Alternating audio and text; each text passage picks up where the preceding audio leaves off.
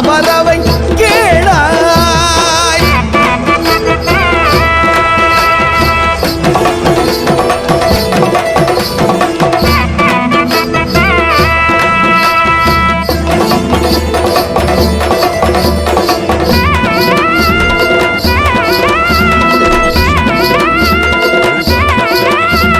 கருப்பன் என்றொரு மாடன் காரியமாக சுடலைக்கு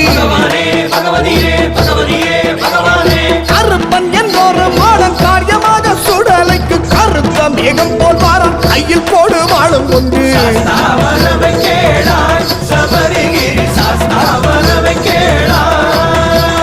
சாஸ்தாபரவை கேளாய் சபரிகிரி சாஸ்தாபரவை